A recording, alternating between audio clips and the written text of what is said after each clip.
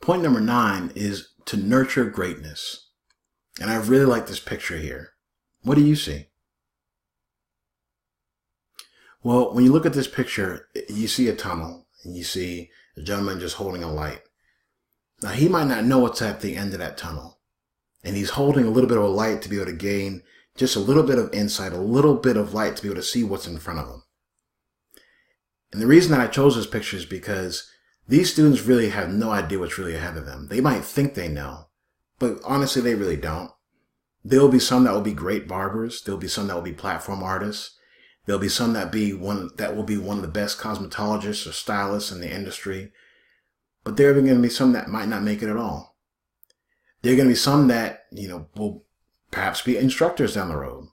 You have some that will be shop owners. Some that might become distributors. Some that will make their own products. Whatever the case is, what you want to do is make sure that you nurture greatness, especially when you find it in those that don't even see it in themselves. Now, why do you use the word nurture? Well, the reason I find that word interesting is because when you look at one of our first points here, is to cultivate great ability and cultivate great minds. Cultivation or nurturing requires care. So with that being the case, it's important for you to make sure that when students go through difficulties, you let them know that it's a process. And you also nurture their ability so that you can show them that even though they might get comfortable doing one technique, it's time for them to move on to another challenge to be able to perfect that one. And in that sense, when you're cultivating something, you give it the proper care that it needs for it to be successful. So you think of a plant. Certain plants require certain directions in terms of making sure that they grow properly. So you water them properly, you feed them properly, you make sure that you give them the proper amount of light. In a similar way, you want to make sure that when you are cultivating the ability that these students have, you want to make sure that they never become comfortable. If you have a student who already knows how to do one technique very well, say for instance as a stylist, one student may come in and she knows how to do sectioning of 4 sections very, very easily. She's done it at home.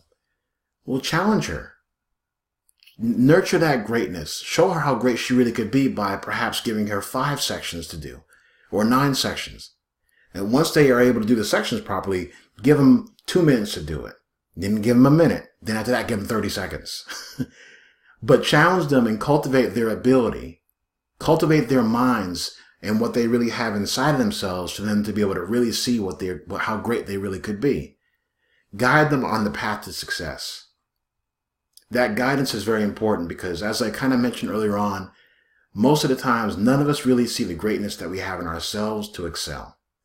So as an educator and as an instructor, you have the ability, not only in a theory sense, but also in a practical sense, to be able to let students know exactly what greatness they have inside of them.